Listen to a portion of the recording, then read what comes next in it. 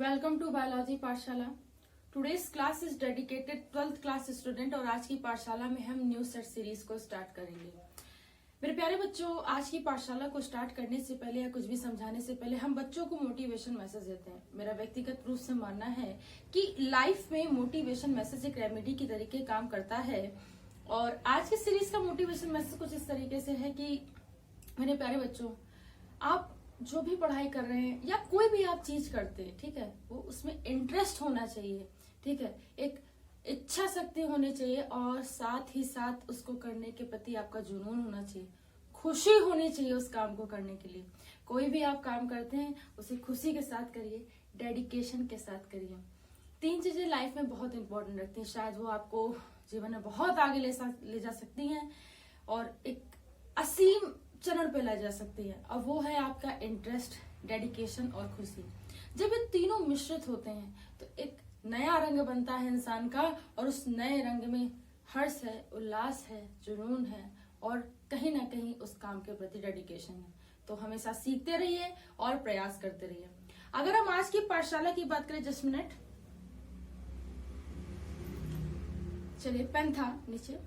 विद्या बहुत सभी के लिए मायने रखती है, मेरे लिए भी है।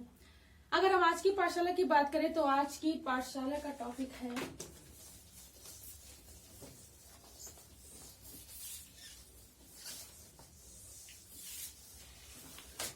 That's good.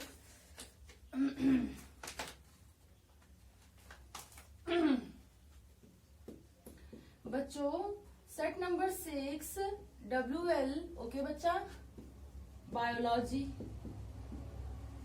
ईयर बेटा चला 2020। इसमें तो किसी को डाउट नहीं होना चाहिए ना, जो बच्चे देख रहे हैं मतलब रेगुलर, और मुझे खुशी है कि बच्चे देख रहे हैं।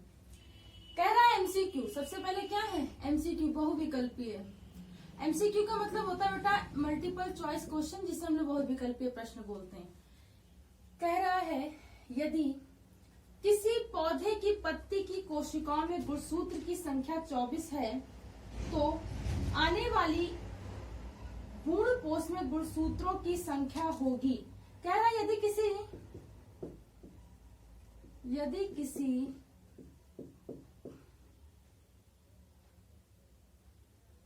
पौधे की पत्ती में जो गुणसूत्र की संख्या कितनी है 24 है तो उसके भ्रूणपोष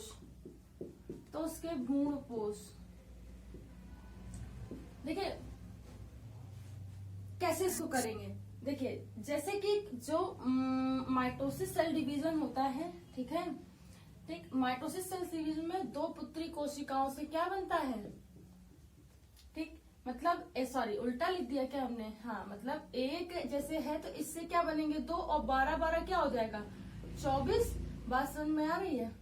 बात समझ में आ रही है कि नहीं आ रही है? तो 24 बना, यानी पत्तियों में वृद्धि के लिए 24 बना। अब उसका जो भ्रूणपोष में कितने होंगे, तो अगर हम 12 इसमें और जोड़ दें तो इसका आंसर क्या हो जाएगा 36।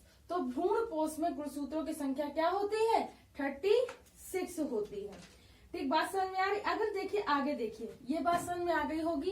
क्यों 12 लिया गया? इसलिए लिया गया क्योंकि माइटोसिस सेल डिवीजन होता है, समसूत्री विभाजन होता है, और अगर भ्रूणपोष की बात की जाए तो अगर हम एक और इसमें जोड़ देंगे तो 36 हो जाएगा।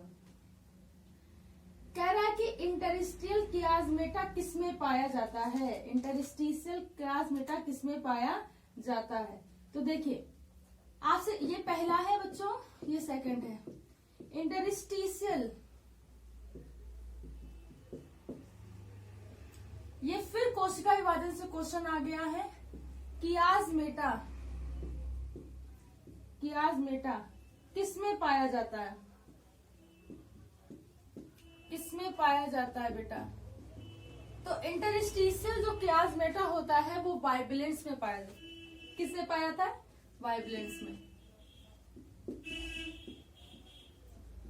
तो कियाज्मा क्रॉसिंग ओवर के प्रोसेस में कियाज्मा बनता है, ठीक है, याद रखेंगे इसको, ठीक, इसे हम लोग क्या रखेंगे? याद रखेंगे। आगे देखिए, आपसे पूछा गया है थर्ड क्वेश्चन। कह रहा है कि अम्लीय वर्षा सर्वप्रथम देखी गई थी। अम्लीय वर्षा आप जानते होंगे पर्यावरणीय मुद्दों में ये पूछा गया है, और अम्लीय वर्षा का यहाँ पे तो ताजमहल पे बहुत ज्यादा असर दिखाई देता है। हम ये नहीं कह रहे कि और इमारतों पे नहीं दिखाई देता, लेकिन ताजमहल पे बहुत ज्यादा दिखाई देता है, क्योंकि मथुरा रिफाइनरी ऑयल जो है वहां से जो निकलने वाले तेज शोधनशालाओं से जो धुएं निकलता है, धुआं संघनित होकर के वाष्प के रूप में जाता है, और इस संघनन के बाद ओश के कणों के रूप में वर्षा के रूप में क्या करता है, गिरता है, जिससे कि अम्लीय वर्षा होती है, और इससे क्या होता है, इमारतें खराब हो रही, उनका रंग बदलता जा रहा है। तो ये जो है वो हमारे यहाँ तो भाई देखिए वहां देखा गया था आगरा में। अब कह रहे कि अम्लीय वर्षा सर्वप्रथम कहाँ देखी गई थी, तो सर्वप्रथम अमेरिका में देखी गई थी।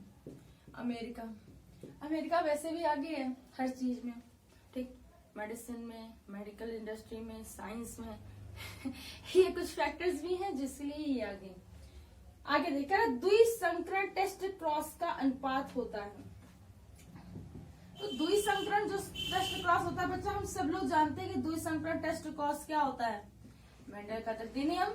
क्या होता है, मेंडल का तृतीय नियम, और इसका जो रेशियो होता है वो 9:3:3:1 होता है। क्या होता है, 9:3:3:1 होता है। बात समझ में आ रही? तो इतनी सारी चीजें तो हमें याद रखनी है एमसीक्यू के संदर्भ में। आगे देखते हैं। देखो बच्चों, जो बात सबसे बढ़िया है कि आपको मन लगा करके पढ़ना है, ठीक है, मन लगा करके पढ़ेंगे तो काफी कुछ बढ़िया रहेगा, ठीक। देखिए, आपसे पूछा गया है, कह रहा है दूसरे का खा बीटी कॉटन पर टिप्पणी कीजिए। बीटी कॉटन पर टिप्पणी कीजिए।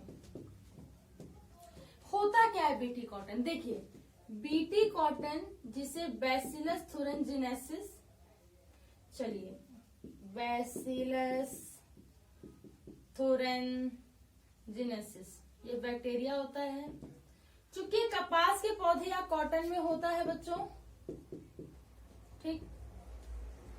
अब इस बीटी कॉटन का जब यूज किया गया था, बैसिलस थुरिनजिनेसिस से ट्रीट किया गया था, तो इसमें क्या हुआ था, बीटी टॉक्सिन का निर्माण हुआ था, और ये बीटी टॉक्सिन विभिन्न प्रकार के जितने बैक्टीरिया हैं, ठीक, इंसेक्ट है, इनसे क्या करता है, क्रॉप को बचाता है। क्या करता है, प्रिवेंट करता है। क्या करता है, प्रिवेंट करता है, मतलब बचाता है। बात समझ में आ रही? क्या करता है, बचाता है। और ये जो बीटी कॉटन होता है, जब इसमें सक्सेसफुल होगा, किसमें होगा, कपास के पौधे में क्या हो गया, सक्सेसफुल हो गया, तो उसके बाद इसे और बीटी कॉटन से और भी चीजें बनाई, जैसे कि बैगन बच्चों, आलू, ठीक है, लौकी, प्याज, ठीक, और भिंडी, ठीक है, आदि। तो इससे कई सारे बीटी कॉटन से और वेजिटेबल्स को डेवलप किया गया, और बीटी कॉटन का जो फॉर्म होता है डेट इज बैसिलस थुरिनजिनेसिस, कपास के पौधे में पाया जाता है। इससे बीटी टॉक्सिन को डेवलप किया था, जो बैक्टीरिया, इंसेक्टिसाइड से आदि से प्रिवेंट करता है, रक्षा करता है। उसकी सहायता से बैगन, आलू, लौकी, प्याज, भिंडी आदि को डेवलप किया जा रहा है। बात समझ में आ रही है? देखिए, फिर से पूछा जा रहा है, बहुत पूछा जा रहा है, टर्नर सिंड्रोम। देखिए, फिर से पूछा जा रहा है टर्नर सिंड्रोम।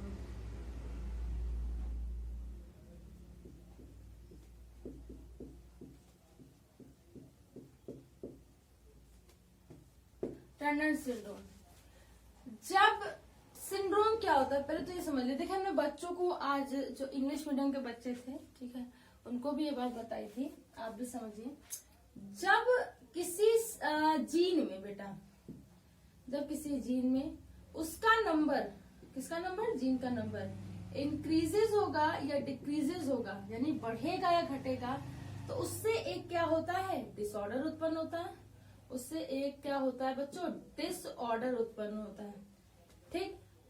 इससे एक जीन क्या करता है, डिसऑर्डर उत्पन्न होता है या प्रदर्शित होता है। उसे क्या बोलते हैं बच्चों, सिंड्रोम बोलते हैं। उसे क्या बोलते हैं, सिंड्रोम बोलते हैं। जब किसी जीव में गुणसूत्रों की संख्या अधिक या ज्यादा हो जाती है तो गुणसूत्र क्या करते हैं, एक डिसऑर्डर को दिखाते हैं, प्रदर्शित करते हैं, उसे ही सिंड्रोम कहते हैं। एक महिला में, इसका एग्जांपल देखिए, एक महिला है जिसका कैरेक्टर एक्सेस है, अगर उसमें एक वाई कैरेक्टर, कौन सा कैरेक्टर, वाई कैरेक्टर जुड़ जाता है, यानी कि मेल कैरेक्टर जुड़ जाता है, वो तो टर्नर। वीडियो थोड़ा रुक सा गया था। इस टर्नर सिंड्रोम में आगे देखिए क्या होता है, ये एक्स कैरेक्टर जो होता है इसमें एक वाई कैरेक्टर आ जाता है और ये मेल कैरेक्टर होता है। इसमें कुछ मेल हार्मोन का बच्चों सेक्रेशन भी होता है। और अगर मैं बात करूं तो 18,000 फीमेल में से केवल एक महिला को इस तरीके का कैरेक्टर होता है। अगर हम इसकी बात करें टर्नर सिंड्रोम में तो 2 से 3% महिलाओं को वर्ल्ड में होता है, मतलब संसार में केवल 2 से 3 महिलाओं में से केवल एक इस तरीके का सिंड्रोम होता है। तो आज की पाठशाला में इतना ही। कल की पाठशाला में हम नया समझने का प्रयास करेंगे। Thanks to all student to watch my Pathshala. Thanks again. Biology Pathshala का लेटेस्ट अपडेट प्राप्त करने के लिए बायोलॉजी पाठशाला का बेल आइकन घंटे के बटन को दबाए रखिए। Thanks to all student to watch my Pathshala. Thanks again.